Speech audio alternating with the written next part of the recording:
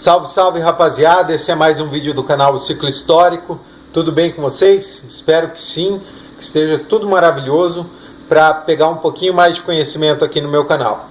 Hoje a gente vai trabalhar um pouco sobre a terceira fase da Revolução Francesa. Eu vou tentar passar um pouco de conhecimento com vocês, lógico que não vai ser nada extremamente detalhado, não vai ser uma coisa com uma didática rígida, vai ser uma coisa mais descontraída para tentar pegar o foco de vocês e passar o conhecimento do que é a Convenção Nacional, que é a terceira fase da Revolução Francesa. Beleza? Bem, então vamos lá. Para começar a explicar a Convenção Nacional, a gente vai ter que entender o seguinte. Primeiro, após todos os problemas acarretados na primeira e na segunda fase da Revolução Francesa, que eu já expliquei aqui no canal, e se você não acompanhou, dá uma procurada aí, que tem a primeira e a segunda fase separadas da Revolução Francesa, Luís XVI, ele vai pegar e vai tentar fugir da França e ir para a Austrália. Observação que ele não podia fazer isso. Afinal, ele ainda é o rei da França, entre aspas, e ele é um representante da estrutura. Só que como ele vê que isso daí está se quebrando, que está entrando uma ruptura aí nesse sistema, ele vai tentar fugir para a Austrália. Por quê? Porque ele acha que chegando lá ele vai conseguir aliados que defendem essa questão da monarquia em si, com o rei e tal, e ele tenta ir para lá para conseguir uma galera, voltar para a França e controlar essa revolução crescente de uma forma mais prática, vamos falar assim, né? Porque se ele voltar e matar a galera e der um fim nisso, ninguém vai tentar se revoltar contra a monarquia novamente. É fato. Porém, quando Luís está indo para a Áustria, ele vai chegar próximo à fronteira e os guardas vão reconhecer que é o rei Luís que está tentando fugir, sim, da França. E aí vão prender ele e vão trazer ele de novo para Paris. Beleza? Quando ele vai voltar para Paris preso, os sans-culottes, que é uma classe que eu já expliquei, que é uma classe tipo social, né? Os sans-culottes vão ficar muito revoltados com a situação. Por que ele fugiu? O que está acontecendo? Tá? E eles vão invadir o Palácio das Tulheiras, lá em Paris. Sim, eles vão entrar, vão fazer um arrastão, tá? Se eu não me engano, essa parte da tomada é conhecida como a Revolta das Mulheres, porque uma grande maioria dos sans-culottes, além da participação das mulheres, vão estar trajados como mulheres para conseguirem chegar até o palácio e lá fazer a revolução, tá? Eu não tenho certeza disso porque eu não lembro, e eu tô sem livro aqui para de fato focar assim e falar para vocês isso, mas eu acredito que é isso, tá? Então, voltando ao assunto, os sans-culottes vão tomar o Palácio das Tulheiras, tá? E assim, quando eles vão chegar de fato o seu ideal, eles vão ficar presos, tá?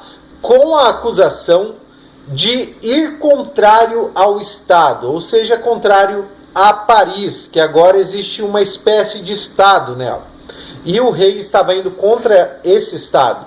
Então ele vai ser acusado a isso. E ele vai ficar preso. Com a prisão do rei, todo o poder que rege Paris vai passar para a mão de um conselho executivo provisório. Beleza? E esse conselho ele vai ser liderado por um advogado chamado Georges-Jacques Danton. Visto que isso acontece, a Assembleia Nacional vai deixar de existir e vai surgir aí a Convenção Nacional, porque nós não temos mais um rei representando Paris. Então essa estrutura vai mudar. E nessa mudança várias facções políticas vão tentar tomar o poder e tentar começar a organizar uma estrutura diferente nesse estado. E assim vai rolar uma votação para ver quem que vai controlar essa convenção nacional, como que ela vai reger, tá? E os jacobinos, que era um partido político da época, vai ganhar com a maioria dos votos. Então ele vai representar, ele vai tomar frente na convenção nacional. E aí, galera, em 22 de setembro de 1792 vai ser proclamado a França como uma república. Então, aí já vai ter uma mudança. Indo para julgamento, Luís XVI, ele vai ser acusado de traição ao Estado e vai ser guilhotinado, mostrando o que aconteceria com os futuros traidores do Estado. E esse é um problema que vai acontecer aqui na Convenção Nacional. A gente vai ter muita guilhotinação por aí. Então, vamos seguir o conteúdo. Após essa Constituição entrar em pauta, vai criar algo que a gente chama aqui, eu anotei, só para eu... Aqui, ó. Sufrágio universal masculino. Por que que vai surgir isso daí? Porque assim, todos os homens maiores de idade e com consciência psicológica poderiam votar e representar o seu estado. Assim, surgindo uma espécie de democracia dentro dessa nova estrutura da Convenção Nacional. Após toda essa evolução na questão, vamos falar assim, democrática na França, ela mesmo assim vai estar num momento delicado, porque ela ainda passa por problemas financeiros, ela ainda vai ter problemas com os vizinhos que atacam frequentemente a França, com medo que essa ideia, essa revolução se espalhe para os países vizinhos. Então a França ela vai passar por grandes problemas. E entre eles o principais é essa sequência de ataques repentinos pelos estados vizinhos. E aí vai surgir algo que a gente conhece como o Comitê da Salvação da República. E esse Comitê da Salvação da República logo foi passado para Danton, como eu falei antes, que era o comandante da Convenção Nacional no início dela. E aí, como ele era um advogado, uma pessoa muito inteligente, e lógico, deveria ter muitos outros problemas dentro dessa estrutura toda que estava acontecendo, ele vai passar o bastão para Robespierre. Robespierre era um cara muito inteligente, também era advogado, ele tinha uma oratória impecável, o cara conseguia prender multidões falando, seja o que for que ele estava pregando, ou o que de fato ele queria passar nesses seus discursos. Fato é que ele conseguia convencer muita gente, tá?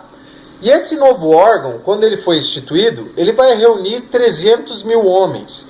Para quê? Para criar uma defesa contra esses ataques que estão vindo incessantemente contra a França por causa da revolução que está acontecendo dentro da mesma. E além disso, cria-se um tribunal para julgar pessoas suspeitas de traírem o Estado. Esse foi um furo que aconteceu. Talvez eu não possa falar assim, foi um furo aí, foi o erro, não. Mas o problema é que Robespierre, ele chegou a um ponto tão grande de turbulência psicológica, que o mesmo número de soldados, que era 300 mil pessoas, para defender o Estado, 300 mil pessoas foram presas e colocadas sobre tortura ou sobre vigília ou alguma coisa para tentar ver se ela estava ou não traindo o Estado. Se isso já não fosse um problema muito grande, 30 mil ainda são condenados à guilhotina. Ou seja, 30 mil pessoas têm sua cabeça cortada fora do corpo, na guilhotina, porque foram acusadas de traição. Muitas das vezes nem tentaram ou nem tiveram de fato nada ligado com traição, mas sim como a situação já estava a certo ponto paranoica, as pessoas eram condenadas simplesmente para colocar medo nos outros e evitar revolucionários contra a revolução. Sei que ficou meio redundante isso, mas é bem isso que acontecia. Apesar de todos esses problemas, o governo dos jacobinos teve algumas coisas boas. Então vamos lá, eu coloquei aqui, eu acho que 6 ou 7, e eu vou ler ela para vocês. Primeiro, ele vai criar impostos sobre os ricos, criou lei para estabelecer preços de mercado, assim o pão, como a inflação era constante, ele não poderia um dia valer R$10 e no outro valer 20. Ele tinha um preço fixo, um preço mínimo fixo. Então isso era bom, entendeu? Controlou o preço, regulou o salário, abriu escolas, que isso é fundamental, cara, para você ver desde a época da Revolução Francesa. Criou o divórcio, tá? Que é meio ridículo, mas é válido, tá? E aboliu a escravidão na época ali da Convenção Nacional. Como eu já falei, Robespierre, ele vai estar extremamente perturbado com tudo que está acontecendo. Eu acredito, como historiador, que ele chegou a ficar um pouco paranoico com a situação. E em 1784, quando a França ela vai derrotar todos os seus inimigos, que de fato atacavam sempre, e vai conseguir se estabilizar, entre aspas, pelo menos nessas questões de ataques incessantes perante a França, o Robespierre ele vai criar o Comitê da Salvação.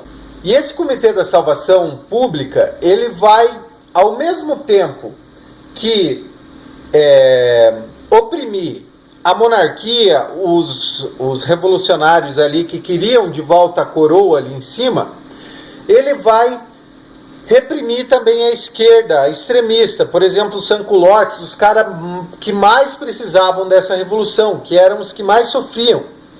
E Robespierre vai começar a mandar todo mundo para a guilhotina. Vai começar uma sessão de guilhotinação que vai matar até mesmo Danton, que foi o cara que passou o bastão para Robespierre, acusando ele de traição. Então, para você ver até onde chegou a perturbação que estava atacando o Robespierre naquele momento. E visto que Robespierre saiu do controle, ele estava louco, matando todo mundo, fazendo uma turbulência incessante ali de guilhotinação, os girondinos, tá, que eram uma classe, vamos falar assim, se a gente pegar como é dividida hoje, a classe A, tá, dos burgueses revolucionários, com algumas pessoas da monarquia, eles vão praticar um golpe. E esse golpe vai derrubar Robespierre e os jacobinos do poder. E esse golpe vai ficar conhecido como, eu anotei aqui para não falar errado, reação termidoriana. E a primeira coisa que eles vão fazer, lógico, quando essa revolução de fato acontece e os girondinos vão tomar o poder, vai ser guilhotinar Robespierre.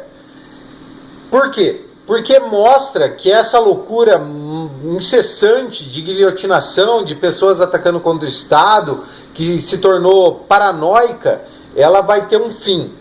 Fim entre aspas, né? Mas o símbolo dessa loucura toda era o Robespierre. Então nada mais justo do que matar ele e tentar reestruturar aquilo que já estava colocando pavor na sociedade da França. Beleza? Só que assim, quando os girondinos vão voltar ao poder, eles são uma classe um pouco elevada. Então as leis que haviam sido criadas antes, que eu citei para você, a gente vai ter alguns retrocessos. E em principal vai ser o fator da escravidão. A escravidão vai voltar e ela vai poder ser feita normalmente como era feita antes, tá? Também vamos ter a taxa fixa de preço, igual eu falei do pão antes, não vai ter mais um preço fixo. E além disso, fizeram a jogada de mestre, que qual foi? Sabendo que todo mundo podia se rebelar no momento em que achasse insatisfatório, já que essas ideias iluministas e toda a questão da Revolução Francesa estava pulsante no sangue de toda essa sociedade, o que eles vão fazer? E a sacada é muito inteligente. Vão desarmar toda a população da França. Somente o exército que vai defender com a força legalmente o Estado, vai poder de fato estar armado. O resto da população não. E aí nós temos o fim da terceira fase, que é a Convenção Nacional. Eu sei que ela é um pouco mais complexa, é mais difícil de entender. Mas vamos lá. Eu vou tentar dar um resumão aqui. Eu sei que esse vídeo está meio grande, né? Para uma terceira fase. Mas vamos lá. Primeiro, a gente tem que lembrar que o rei Luís XVI vai tentar fugir, ele vai ser preso, assim Daltal vai tomar o poder. Beleza, Daltal tomando o poder, após ele implantar a Convenção Nacional, vai a julgamento o rei Luís e a sua esposa, eles serão enforcados, tá? Porque eles fizeram um crime contra o Estado da França. Assim vão criar o Comitê da Salvação, e aí Daltal vai passar o bastão para Robespierre. Robespierre vai criar um exército monstruoso para defender a França dos ataques constantes dos seus vizinhos. Feito isso e tendo êxito, ele vai começar a caçar as pessoas que vão armar contra essa Revolução Francesa, essa Convenção Nacional que está sendo implantada. E isso vai virar paranoico. Ele vai prender mais de 300 mil pessoas, vai matar mais de 30 mil de uma vez na guilhotina. De uma vez não tudo uma vez, né? Mas seguidos, mais de 30 mil. Pós estabelecer algumas regras, ele vai ficar mais paranoico ainda e vai começar a pegar mais pesado com pessoas da classe A e principalmente da esquerda, que seriam os que mais necessitavam, a classe pobre ali. Então, quando ele cutucou a classe mais alta e a classe mais pobre, ele vai matar inclusive Daltal, que passou o bastão para ele. Nesse momento, os girondinos vão se revoltar, vão tomar posse da Convenção Nacional, eles vão de fato matar Robespierre guilhotinado, e aí vai ter um retrocesso nas leis que eu citei, principalmente a taxa do pão não vai ser mais fixa, dos alimentos, a escravatura vai voltar e vai desarmar toda a população para que assim não volte a ocorrer outra revolução. Próximo e último passo da Revolução Francesa que eu vou explicar vai ser o diretório. Espero que vocês tenham gostado desse vídeo. Eu sei que ele ficou meio enrolado porque é um conteúdo muito complexo, muito difícil de se trabalhar. E se inscreva aí no meu canal, deixe seu like. Até a próxima e tchau!